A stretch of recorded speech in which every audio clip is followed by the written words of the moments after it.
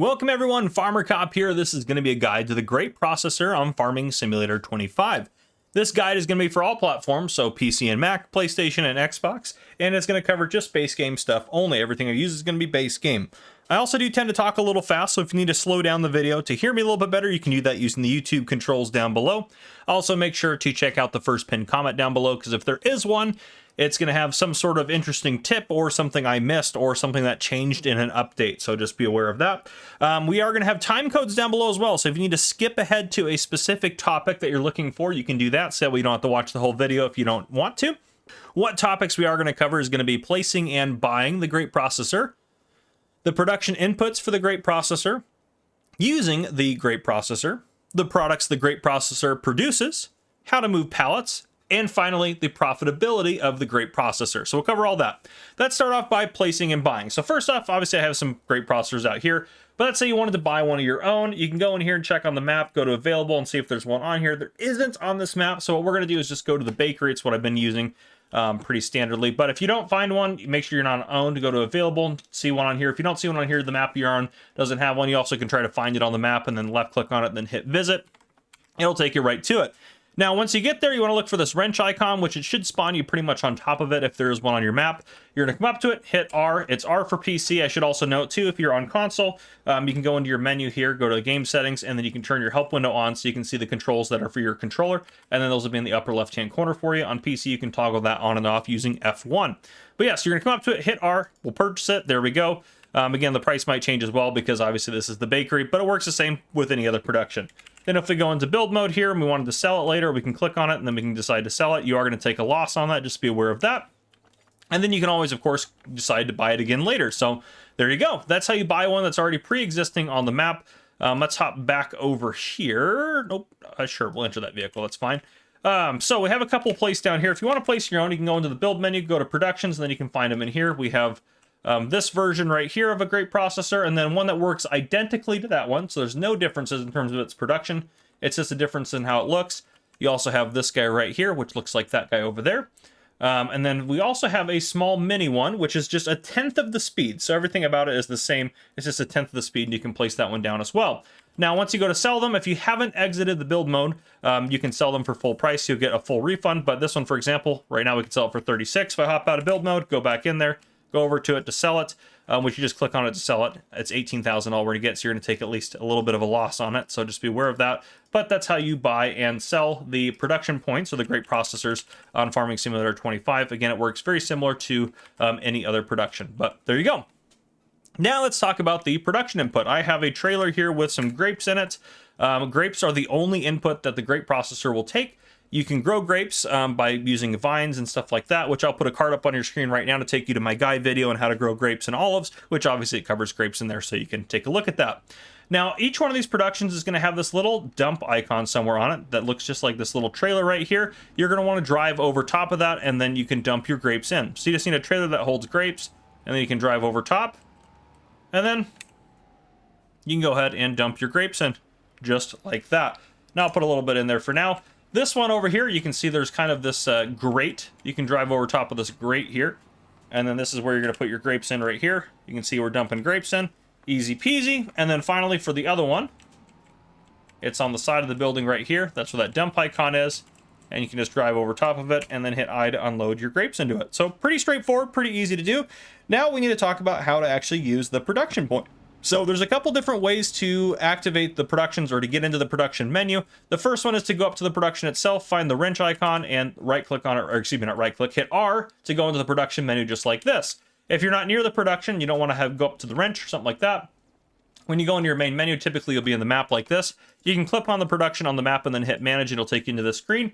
If you also go into the menu, you can also go down here to all of your productions. And then if you make sure if you're on available, you scroll over to owned, and then you can select whatever one you like to in terms of your own productions. Now over here, we have the products, so we can produce grape juice and raisins, which is great. Over here on the right-hand side, we have a couple different things going on here. So first off, actually, let's talk about this first here. So if we have grape juice, for example, down here I can hit activate. Right now the status is inactive. If I hit activate, that's going to change it to running, and it'll keep running until it runs out of grapes. Now, if there is no grapes in here or it runs out of material for whatever production you're using, a little red exclamation point will come up here in this upper right-hand corner of the icon, and over here it'll say materials missing, so just be aware of that. But I'm going to go ahead and deactivate that for now. Now, if we go over here, we have incoming materials, which is just grapes, and then we have how many liters we have in the facility out of how many liters possible that the facility can hold, and then we have what percent full it is. Same thing with the two outputs, grape juice and raisins. We have how many liters are in here, how many liters it can hold, and then how much percent they are full. Down here, we've already talked about the status. Cycles per month is how many times this recipe is going to happen per month. So, for example, 720 cycles means that this recipe of 14 liters of grapes to 4 liters of grape juice, which is how the recipe works, is going to happen 720 times per month. The cost per month is also how much it costs to run this facility when it's active every month. This also does divide out depending on how many days you're running per month. So if you're running 1 day per month, this is going to happen 720 cycles and $60 per month, or per day, excuse me, because you're running 1 day per month. And then if you have 2 day months, for example, this is going to be divided by 2. If you have 3 days per month, this is going to be divided by 3 per day. So just so on and so forth. This is what's going to happen every month. So no matter how many days you have in that month, it's going to be divided out over however many days you have in there. So just be aware of that. This isn't going to happen every day. It's per month. And then finally, over here, we have raisins. The recipe for raisins, 2 liters of grapes to 1 liters of raisin. Another thing to note here as well is the output mode. So currently they're set to storing. We also have selling and distributing for all of the different products, which you can do raisins or grape juice. You can have it set to that. Storing means that as grape juice is produced, it'll fill up in here until it gets enough to spawn a pallet. Then it'll keep doing that until there's no more space for pallets. Then it'll slowly fill up the grape juice outgoing product here. And if you have that set to selling every hour, it's going to have, that's in-game hour, I should say as well. Every in-game hour, it's going to sell however much grape juice you have in there. However, you are going to take a 20 to 40% cut as kind of like a convenience fee for doing it that way. So I don't recommend doing that because you're going to lose a lot of money doing that, or it's going to cost you a lot, or you're not going to make as much. So I don't recommend doing that. And then finally, you have distributing. So if there's another factory that takes this product, it'll automatically move it over to that factory for you for free. Now, raisins can go to another factory. They're used in the cereal factory, which we'll talk a little bit more about that later. So you could set them to distributing if you wanted that to happen. But there you go. We're going to change them both to storing, however, for now, because we want to spawn some pallets in. And what I'm going to do is I'm going to go ahead and activate both of these. I'm actually going to activate just all of these productions here. I'll put some more grapes in there for them in a second as well. And we're going to fast forward some time and take a look at the products for the grape processor. All right, it's been about 24 hours and we have some products out here. So we have a pallet of raisins and a nice pallet of grape juice right there. I love those pallets. Those pallets look absolutely fantastic. And you can see for this facility, they spawn right there on the front. For this guy over here, they're going to spawn right here next to this little kind of shack that's off the side, and you have more than the end of the same pallets. For this guy, we actually didn't go far enough or long enough for them to start spawning, but in this little checkered box out here, this is where the pallets are going to spawn. Now, what can you do with them? Well, obviously you can use raisins in the cereal factory to help you make cereal, which I'll do a separate video on that in the future. The grape juice and the raisins, both of them, you can sell them off. So if you want to do that, you can definitely do that. I'll put a card up on your screen right now that'll show you kind of a little bit more detail on how to sell pallets. But essentially, you're going to take these pallets, you're going to find, you know, some place that takes them. So if we find, let's find raisins right there, for example, take them to one of these places and you can go ahead and sell them off. So there you go. Easy peasy, lemon squeezy. And then if you wanted to find like grape juice, you can do that as well. Let's find grape juice. There you go. You can see you might be able to get $3,200 for it, depending on when you sell it. But you can just take it somewhere to sell, and you're good to go. Now let's talk about moving pallets. So I'm going to play a pre-recorded video that I've been putting on all of my production guides that just is how to move pallets around. If you don't need that, go ahead and skip past it using the time codes down below, and we're going to go ahead and talk about profitability after that. So I'm going to go ahead and play that for you now. To be able to move pallets around in-game, you have to be able to use a pallet fork of some kind on one of these various pieces of equipment, which I'll show you how to do that. Obviously, you can enable super strength if there's a mod out there for that, or if you're on PC and you enable the console commands, then you should be able to activate that. That won't work for console, though. If you do want to learn how to do that on PC, I do have a link to a video down below in the description that will help you enable console commands for your PC game. That way you can just enable super strength. But if you are without super strength or on console, let's talk about the different ways to do this. So first off, we have a tractor with a front loader attachment. We have a front loader. We have a telehandler, a wheel loader, a skid steer, and a forklift. Now, if you're lifting like very large items or like a lot of forestry stuff, like some of the forestry pallets, like in terms of like wood beams and stuff like that, you may want you may want a wheel loader to do it. Otherwise, a wheel loader might be a little overkill for you, but you can find all these in the store. So I'll show you this. You can also check on your farm if you, let's say, well, for example here, one of the starting tractors is this guy on a lot of the maps. So if you go into here, this guy does have the ability to add a front loader attachment. If you see this in the store, you can hit yes, it'll put it in there. Then you want to confirm your customizations down below if you're customizing it at the shop. Otherwise, you can just go in and you can check anyone and you'll see if they have a front loader attachment or not. This one should. There you go, front loader attachment. Make sure you say yes to that. You can either do quickie, however, or no for those as well. Now, whatever design you decide to go with there, go back out of here, go down to front loaders here, and then pick the correct one. And then you'll see down here there's a horsepower requirement. Whatever horsepower your tractor is, try to get the one closest to your horsepower. You don't want to have this massive one here if it's not going to work for your tractor. You also can go in here, and if I hit... oh, it's not going to be on there. Darn it. Sometimes they'll show up with customizations below to be able to add a front loader. This one actually will do it here because this one has a specific one. But sometimes you'll see that and you can just do that. So if that's available, that's the easiest way to find out what one is designed to go with that. Now, if you're going to buy a front loader, telehandler, wheel loader, or skid steer loader, there's a specific process for that. First, go in here. You can either go in here to look at the dedicated front loaders, dedicated skid steers, dedicated wheel loaders, and then, or excuse me, dedicated telehandlers, dedicated skid steers are down here. And then you need to go to their appropriate category. So for a front loader, you need to go to front loader tools, telehandler, telehandler tools, wheel loader to wheel loader tools, skid steer to skid steer tools. Then go in that respective category, find the pallet fork and purchase that. And then you can hook it up to the front of your vehicle. So let's say I bought this guy right here and I bought all these different parts separately. Let me just show you how to disconnect them real quick. So if I hit Q, that'll disconnect that. And then I can also disconnect this. So if you want to use it as a regular tractor, you can also disconnect it.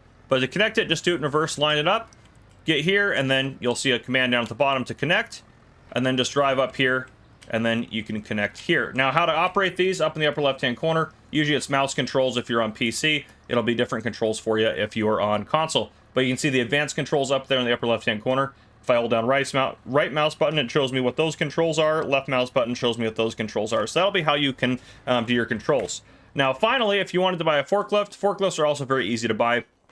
They're a dedicated unit for this. So if you go in here, just go under forklifts and choose whichever one you would like to buy there. So there you go. That's how you move pallets around on all platforms.